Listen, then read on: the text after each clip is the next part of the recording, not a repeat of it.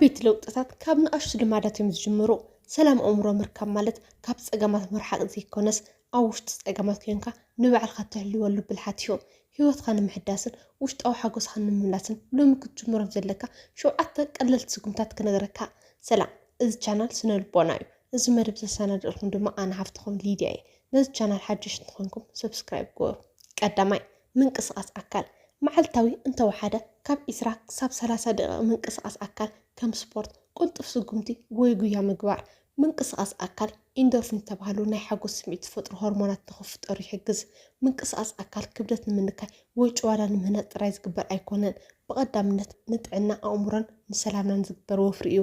ኣካላትና ምንቅስቃስ ምስ ዝጅምር ኣእምሮና ከም ሓደ ፋብሪካ መድሓኒት ኮይኑ እዩ ዝዓይ። እዞም ፅዑፍ ነገራት ድማ ይፍጠሩ ኢንዶርፊን፣ እዚኦም ናይ ሓጎስ ሆርሞናት ይበሃሉ። ንቃንዛ ይውሕዱ፣ ንስምዒትና ድማ ልዕሊ ይብልዎ። ልክዕ ከምቲ ሰብ ሓደ ዓብይ ዓወት ምስ ተጎናፀፈ ዝስምዖ ሓጎስ ዓይነት ስምዒት ይፈጥሩና። ምጉዳል ኮርቲሶል፣ ኮርቲሶል ሆርሞን ጭንቀት እዩ። በዝሒ ስራሕ ወይ ፀቕጢ ምስ ዝህልወና እዚ ሆርሞን እዚ ይውስኽ። ምንቅስቃስ ኣካል ግን ነዚ ሆርሞን እዚ ፀሪጉ ብምውፃእ ኣእምሮና ክሃድእ ይገብሮ። ኣብ እዋን ስፖርት ንኣብነት ክትጎይ ከለካ ወይ ክትሕምስ ከለካ ኣእምሮካ ካብቲ ዘጨነቐካ ነገራት ወፂኡ ኣብቲ ትገብሮ ዘለካ ምንቅስቃስ ጥራይ ይተኩር። እዚ ድማ ካብቲ ቀፃሊ ዝርብሸካ ሓሳባትን ጭንቀትን ዲጂታል ዕረፍቲ ወይ ናይ ኣእምሮ ዕረፍቲ ክትረክብ ይሕግዘካ። ምንቅስቃስ ኣካል ምስ ተዘውትር ኣብ ኣካላትካ ለውጢ ክትርኢ ትጅምር። እዚ ድማ ክገብሮ ክእል እየ ዝብል ስምዒት ይፈጥረልካ። እዚ ሓይሊ እዚ ድማ ናብ ካልእ ናይ ሂወትካ ብድሆታት ይሳገር እሞ ንፀገማትካ ብጭንቀት ዘይኮነስ ብትብዓት ክትገጥሞም ይኽእለካ። ዝበዝሓ ግዜ ጭንቀት ዝመፅእ ካብ ድቃስ ምስኣን እዩ። ምንቅስቃስ ኣካል ግን ንኣካልና ስለ ዘድክሞ ምሸት ቀልጢፍና ክንድቅስ ዓሚቕ ድቃስ ክንረክብ ይሕግዘና። ፅቡቅ ዝደቀሰ ኣእምሮኡ ድማ ንፅቡሕትን ጭንቀት ናይ ምክልኻል ዓቕሙ ዝለዓለ እዩ። ብውሕድ ጀምር። ስፖርት ክንብሎ ከለና ግድን ናብ ጂም ምኻድ ማለት ኣይኮነን። ኣብ ገዛኻ ኮይንካ ሙዚቃ ወሊዕካ ምስዕሳዕ ወይ ድማ ን20 ደቂቃ ብእግሪ ምጓዓዝ እኹል እዩ። ትፈትዎ ነገር ስራሕ። ስፖርት ከም ግዴታ ወይ ከም ስራሕ ክስምዐካ የብሉን። ኩዕሶ ትፈትዎ ኮይንካ ኩዕሶ ትፃወት፣ ሓመሳ ትፈትዎ ኮይንካ ሓምስ። እቲ ምስጢር ኣብቲ ደስ ዝብለካ ነገር ምግባር እዩ። ተፈጥሮ ሕወስ። ኣብ ክንዲ ኣብ ውሽጢ ገዛ ትሰርሕ፣ ኣብ ግዳም ኣብ ንፁህ ኣየር ንፀሓይ ምንቅስቃስ ምግባር ዕፅፊ ውፅኢት ኣለዎ። መሓዛ ሃሊኻ ምስ መሓዛኻ ኮይንካ ስፖርት ምግባር ዕላለን ሰሓቅን ስለ ዝወስኾ ናይቲ ናይ ምድኻም ስምዒት ብዙሕ ኣይስምዐካን እዩ። ምንቅስቃስ ኣካል ንኣካላትካ ጥራይ ዘይኮነስ ንነብስካ ትህቦ ዓብይ ህያብ እዩ። ሎሚ ን20 ደቂቃ ጥራይ ተተንቀሳቂስካ እቲ ንሙሉ መዓልቲ ዝስምዐካ ናይ ኣእምሮ ቅሳነትን ንጥፈትን መወዳደርቲ ይብሉን። ካልኣይ ምስ ሰባት ግዜ ምሕላፍ። ምስ ትፈትዎም ዕሩኽ ወይ ኣባላት ስድራ ቤት ግዜ ምሕላፍ ወይ ብቴሌፎን ምዝርራብ ስምዒታትካ ንሓደ ተኣምኖ ሰብ ምክፋል ነቲ ዝስምዐካ ዘሎ ጦር ንክፎክስ ይገብሮ። ወዲ ሰብ ብባህሪኡ ማሕበራዊ ፍጡር እዩ። ልክዕ ከምቲ ንምውላድ ኣየር ማይ ዘድልየና ንጥዕና ኣእምሮና ድማ ምስ ካልኦት ሰባት ዘለና ጥርናፍ ኣዝዩ ወሳኒ እዩ። ንበይኑ ዝተነፀለ ሰብ ንጭንቀት ዝተቃልዐ ይኸውን። ብሰባት ተኸበበ ሰብ ግን ናይ ምክልኻል ዓቕሙ ዝለዓለ እዩ። ምስ እንፈትዎም ሰባት ክንተሓዋወስ፣ ክንስሕቕ ወይ ልብና ከፊትና ክንዛረብ ከለና ኣእምሮና ኦክሲቶሲን ተባሃለ ሆርሞን ይፍኖ። እዚ ሆርሞን እዚ ናይ ፍቅሪ ሆርሞን ተባሂሉ ይፅዋዕ። ስርሑ ድማ ነቲ ናይ ጭንቀት ስምዒት ብምቁራፅ ኣብ ውሽጥና ናይ ቅሳነትን ድሕነት ስምዒት ምፍጣር እዩ። ጭንቀት ልክዕ ከም ሓደ ፅዕነት ጾር እዩ። ነዚ ጾር እዚ ድበይልካ ክትሽከሞ ምስ ትፍትን ይኸብደካ። ንሓደ ተኣምኖ ሰብ ምስ ተኸፍሎ ግን እቲ ጾር ይፈኩስ። እቲ ሰብ ፍታሕ ባዕሉ እንተዘይሃበካ እኳ ተሰሚዐ ኣለኹ ወይ ንበይነይ ኣይኮንኩን ዝብል ስምዒት ጥራይ ንባዕሉ ዓብይ ዕረፍቲ እዩ። ጭንቀት ንኣእምሮና ይፅብዎ እዩ።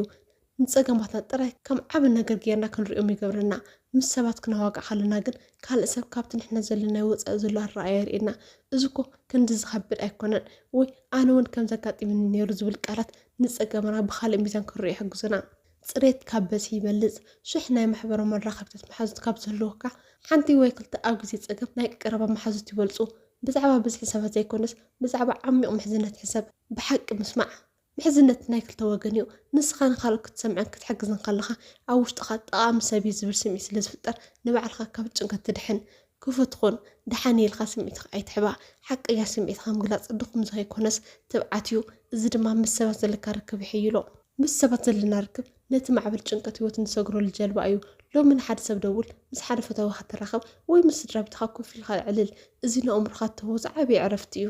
ሳልሳይ ስራሕካ ምውጣንን ቀዳምነት ምፍላጥን። ብዙሕ ስራሕቲ ብሓንሳብ ክሰርሕ ምስ ዝፍትን ጭንቀት ይፈጥር እዩ። ስለዚ ናይቲ መዓልቲ ስራሕቲ ብዝርዝር ፀሓፍዎም እሞ ነቶም ኣዝዮም ኣገደስቲ ዝኾኑ ቀዳምነት ሂብካ በቢሓደ ስራሕ እዮም። مبزحتو جزي ጭንቀት ዝመጽእ ካብቲ ክንሰርሖ ዘለና ስራሕ ዘይኮነስ ከመይ ገይረ ክወፅእ እየ ወይ ካበይ ክጅምር እየ ካብ ዝብል ናይ ኣእምሮ ውጥረት እዩ ኣእምሮና ኣብ ሓደ ግዜ ንብዙሕ ነገራት ክሓስብ ከሎ ልክዕ ከም ሓደ ብዙሕ ፋይላት ዝተኸፈተ ኮምፒተር ይዝሕልን ይጭነቕን ኣእምሮና ንነገራት ንምዕቃብ ዘይኮነስ ሓሳባትን መፍትሕታት ንምፍጣር ተፈጢሩ ኩሉ ክትገብሮ ዘለካ ነገራት ኣብ ርእስኻ ጥራይ ክትሕዞ ምስ ትፍትን ኣእምሮኻ እንዳረስዖም ይኸውን ብዝብል ስጋት ቀጻሊ መጠቃቕታ ይውዕል እዚ ድማ ውጥሪ ይፈጥር ነቲ ስራሕቲ ኣብ ወረቐት ወይ ኣብ ስልኪ ምስ ፀሓፍካዮ ግን ኣእምሮኻ እቲ ሓበሬታ ኣብ ውሕስ ቦታ ኣሎ ኢሉ ስለ ዝኣምን ይሃድእ ኩሉ ስራሕ መዓር ኣገዳሲ ኣይኮነን ገለ ስራሕቲ ንፅባሕ ክመሓላለፍ ዝኽእሉ እዮም ገሊኦም ግን ህፁፅ ምላሽ ይደልዩ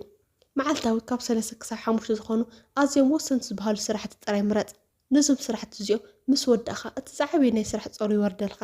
ብዙሕ ነገራት ብሓንሳብ ክንሰርሕ ምፍታን ንኣእምሮ ዘድክሙ ካብኡ ሓሊፉ ድማ ንስራሕና ተጠቃምና ንኸውን ዝገብር እዩ ኣብ ሓደ ግዜ ኣብ ሓደ ስራሕ ጥራይ ምትኳር ንውፅኢታውያን ንዕብዮ ንጭንቀት ድማ ይውሕዶ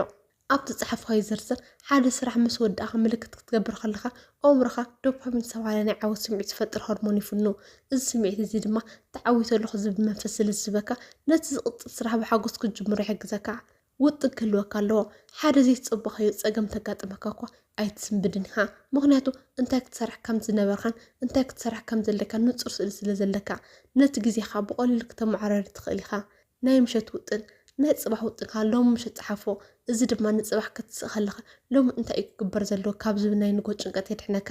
ነቲ ዓብዪ ስራሕ ናብ ንእሽቶ ስጉምትታት ምቃል ሓደ ዓብዪ ስራሕ ንኣብነት ዓብዪ ሪፖርት ምፅሓፍ ምስ ዘለወካ ንእሽቶ ክፋል ጥራይ ንኣብነት መእተዊ ጥራይ ምፅሓፍ ከም ዕላማ ሓዝ እቲ ስራሕ ክርእስ ከሎ ፍርሒ ይርሕቕ ናይ ዕረፍቲ ግዜ ውጥን ኣብቲ ውጥንካ ስራሕ ጥራይ ዘይኮነስ ናይ ዕረፍቲ ናይ ምግቢ ከምኡ እውን ናይ መዘናግዒ ግዜ ወስኸሎ ኣእምሮኻ ዕረፍቲ ክረክብ ኢሉ ምስ ዝፈልጥ ንስራሕ ዝያዳ ድልው ይኸውን ሪጋ ሃቦም ዝያዳ ፀቕጢ ዝፈጥሩካ ስራሕቲ ኣብቲ ንጡፍ ትኾንሉ ግዜ መብዛሕትኡ ግዜ ንጎ ስራሕ እዮም ስራሕካ ምውጣር ማለት ንግዜኻ ምቁፅፃር ማለት እዩ ንግዜኻ ክትቆፃፀር ከለካ ድማ ጭንቀት ንዓኻ ክትቆፃፀር ክዓድል ኣይትህቦን ኢኻ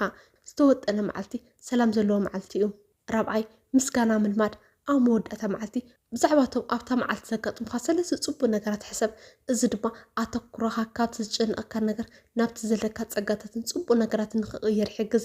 ኣእምሮና ብተፈጥሮ ንሓደጋታትን ፀገማትን ቀዳምነት ሂቡ ናይ ምሕሳብ ባህሪ ኣለዎ እዚ ማለት ኣብ ሓደ መዓልቲ 9 ፅቡቅ ነገራት ኣጋጢሙና ሓደ ሕማቅ ነገር ጥራይ እንተጋጢሙ ኣእምሮና ነቲ ሓደ ሕማቅ ነገር ጥራይ እናሓሰበ ክጭንቕ ይውዕል ምስጋና ግን ነዚ ተፈጥሮ ፀገም ኣእምሮና ንምእራም ንጥቀመሉ መነፅር እዩ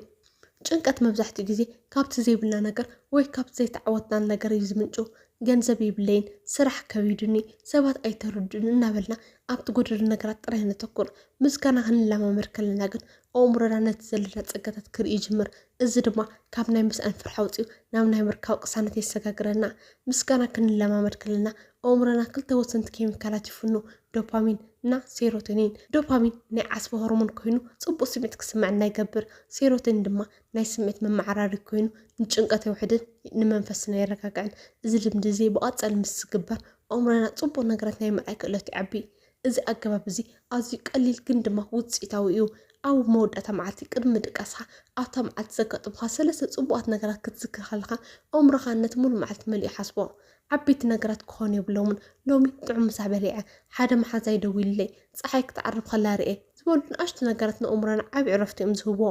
ዝርዝር ነገራት ምሕሳብ ነቲ ነገር ክትዝክሮ ከለካ ስለምንታይ እዩ ደስ ኢሉኒ ኢኻ ሕሰብ እዚ ድማ ነቲ ፅቡቅ ስምዒት ኣብ ውሽጥኻ ንክሰርፅ ይሕግዝ ምስጋና ማለት ፀገማት የለውም ማለት ኣይኮነን የግዳስ ኣብ ውሽጢ ፀገማት ኮንካ እውን እትብርከሰሎም ፅኑዓት ነገራት ከም ዘለውካ ምፍላጥ እዩ ንኣብነት ስራሕ ይበዝሕኒ ኣሎ ግን ድማ ንቤተሰብ ዝምግበሉ እቶ ስለ ዘለኒ ምስጋና ይግባእ ምባል ነቲ ፆር ስራሕ የቃልሎ ናይ ምስጋና መዝገብ መዓልታዊ ሰለስተ ፅቡቃት ነገራት ትፅሕፈሉ ንእሽቶ ደብተር ሃሊኻ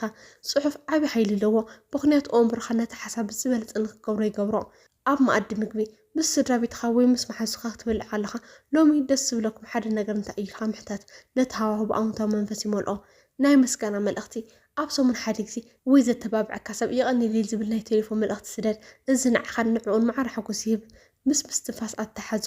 ዓሚቑ ምስትንፋስ ክትወስድ ከለካ ነቲ ዘለካ ጥዕናን ትንፋስን እናሰሓብካ ይቐኒለይ በል ምስጋና ማለት ኣብ ፀልማት ኮይንካ ሽምዓ ምውላዕ ማለት እዩ ፀልማት ጭንቀት ንባዕሉ ክጠፍእ እንተዘይኽእል እኳ ብብርሃን ምስጋና ጌርካ መንገዲ ሰላም ክትረክብ ትኽእል ኢኻ ሓምሻይ ኣይፋል ምባል ምልማድ ካብ ዓቕምካ ንላዕሊ ስራሕ ወይ ሓላፍነት ክትወስድ የብልካን ክትገብሮ ዘይትኽእል ነገር ምስ ዝውሃበካ ወይ ግዜ ምስ ዘይብልካ ብትሕትና ኣይፋል ምባል ምልማድ ካብ ዘየድሊ ፀቕጥን ጭንቀትን ይትሕለካ መብዛሕትኡ ግዜ ኣይፋል ምባል ከም ሕማቅ ባህሪ ከም ስስዕ ወይ ከም ትክክት ጌርና ንሪኦ ንኸውን ብሓቂ ግን ኣይፋል ምባል ንጥዕናኻን ንግዜኻን ንሰላምካን ትገብሮ ዓብይ ርእሰ ክብሪ እዩ ኣይፋል ምባል ክትለምድ ከለካ ንሂወትካ ባዕልካ ትመርሓ ኣለካ ማለት እዩ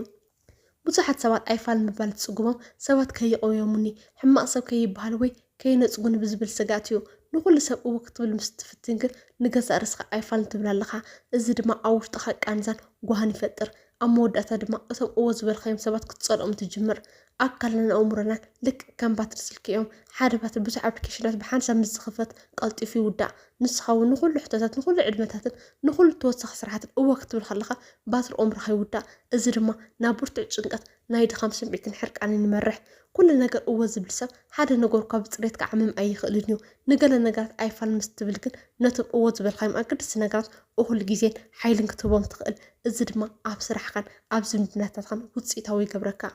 ዶብ ማለት ኣብ ዙርያኻ እትሃንፆ መንደቕ ዘይኮነስ ሰባት ንዓኻ ብኸመይ ክሕዙኻ ከም ዘለዎም ትምህረሉ መንገዲ እዩ ዶብ ዘይብሉ ሰብ ልክዕ በሪ ከም ዘይብሉ ቤት እዩ ዝደለየ ሰብ ይኣትዎ ይረግፆ ንብረቱ ዘርፎ ዶብ ክህልወካ ከሎ ግን ሰባት ንግዜኻን ንስምዒትካን ከኽብሩ ይጅምሩ ብዙሕ ሰብ ኣይፋል ንምባል ስለዝፈርሕ ነዊሕ ምክንያታት ክድርድር ይፍትን እቲ ምስጢር ግን ኣብዞም ዝስዕቡ ነጥብታት ኣለዎ ቀጥታውን ንፁርን ኩን ኣይፋል ሕጂ ግዜ ይብልን ምባል እኹል እዩ ነዊሕ ምስ ምቕራብ ግን ንካልኦት ሰባት ንክከራኸሩ ወይ ንኽኣምኑ ዕድል ይህቦም እዩ ግዜ ሕተት ሓደ ሰብ ሓደ ነገር ክትገብረሉ ምስ ሓተካ ብንኡ እወካ ምባል እስኪ ክሓስበሉ እሞ ክምልሰልካ በሎ እዚ ድማ ምስ ትውጥንካ መዛዚንካ ናይ ኣይፋልን ወይ እዎ ውሳነ ክትብ ግዜ ይህበካ ብኣውንታዊ መንገዲ ኣይፋል ንበል እዚ ነገር እዚ ኣገዳሲ ምዃኑ ይርድአኒ እዩ ግን ሕጂ ዘለኒ ስራሕ ስለዘይፈቅድ ክሕግዘካ ኣይኽእልን ምባል ትሕትና ዝመልኦ ኣይፋልን እዩ ጥቕሚ ኣይፋል ንሕሰብ ንሓደ ዘይድሊ ዕድመ ወይ ስራሕ ኣይፋን ክትብል ከለካ ንባዕልካ ናይ ዕረፍቲ ግዜ ወይ ምስ ስድራካ ትሕልፉ ግዜ ትህብ ከም ዘለካ ዘክር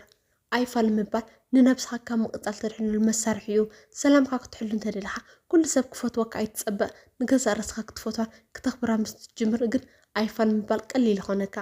ሻድሻይ ናይ ውልቂ ግዜ ምምዳብ ኣብ መዓልቲ ንሓፂር ግዜ ንባዕልካ ጥራይ ትህቦ ግዜ ሃሊካ እዚ ግዜ እዚ መፅሓፍ ንምንባብ ሙዚቃ ንምስማዕ ወይ ብዛዕባ ገዛእ ርእሳ ጥራይ ንምሕሳብ ክኸውን ይኽእል ኣብዚ ግዜ እዚ ዓለምና ብጨውጨውታ ብሓበሬታን ብሕቶታት ካልኦት ሰባት እንተመልአት እያ ካብቲ ትስእሉ ሰዓት ጀሚርካ ክሳብ ትድቅስ ኣእምሮካ ንካልኦት ሰባትን ንዝተፈላለዩ ዕማማትን መልሲ ክህብ እዩ ዝውዕል ናይ ውልቂ ግዜ ማለት ድማ ካብዚ ኩሉ ዓውዓውታ ወፂኻ ምስቲ ኣዝዩ ኣገዳብ ሰብ ምስ በዓልካ ትራኸበሉ ግዜ እዩ ልክዕ ከምቲ ሓደ ስልኪ ሙሉ መዓልቲ ምስ ተጠቐምካሉ ባትሪ ዝውድእ እሞ ቻርጅ ክትገብሮ ዘለካ ኣእምሮካ እውን ንባዕሉ ዝመልአሉ ግዜ ኣሎ ናይ ውልቂ ግዜ ንኣእምሮካን ንመንፈስካን ቻርጅ ትገብረሉ ግዜ እዩ እዚ ግዜ እዚ ምስ ዘይህሉ ብቐሊሉ ትሓርቕ ትደክም ንኣሽቱ ፀገማት ድማ ከም ዓበይቲ ስምዑኻ ሂወት ብቕልጡፍ እያ ትጓዓዝ ብዙሕ ነገራት የጋጥመና ብዙሕ ንሰምዕ እዚ ኩሉ ተደራረቡ ነገራት ኣብ ውሽጥና ተዓቂቡን ተፀኒሑ ጭንቀት ይፈጥር ንበይንካ ኮንካ ስቕ ክትብል ከለካ ግን ኣእምሮካ ነቶም ኣብ ውሽጥካ ዘለዉ ስምዒታት ክፈትሖም ወይ ክስዕሮም ዕድል ይረክብ ልክዕ ከም ዝተሓዋወ ሰማይ ስቕ ምስ በለ ነቲ ረሳሕ ናብ ታሕቲ ወሪዱ እቲ ንፁህ ማይ ናብ ላዕሊ ዝወፅእ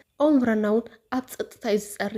መብዛሕትኡ ግዜ ንሕና ሰራሕተኛታት ወለዲ ዕሩኽ ወይ ደቂ ኢና ኩሉ ግዜ ነቲ ሰባት ካባላት ፅብዮ ግደ ክንፃወት ንውዕል እሞ ንባዕልና ንርስዕ ናይ ውልቂ ግዜ ካብዚ ኩሉ ግደታት ወፂኻ ኣነ መን እየ እንታይ ከይሕጉሰኒ እንታይ ከይጨንቐኒ ኢልካ ንነብስኻ እትሓተሉ ግዜ እዩ እዚ ድማ ርእሰ ምትእምማንካ ይዕብዮ ዓበይቲ ሓሳባትን መፍትሒታት ዝመፁ ኣብ ጫውጫውታ ዘይኮነስ ኣብ ፀጥታ እዩ ኣእምሮኻ ካብ ፀቕጢ ነፃ ምስ ዝኸውን ንፀገማትካ ዝኾኑ ሓድሽ መንገድታት ክሓስብ ይጅምር እቲ ንበይንካ እትሕልፎ ግዜ ንኣእምሮኻ ናይ መፃወት ሜዳ ይኸፍተሉ ማለት እዩ ናይ ውልቂ ግዜ ማለት ግድን ንሰዓታት ክኸውን የብሉን እቲ ምስጢር ኣብቲ ፅሬት እዩ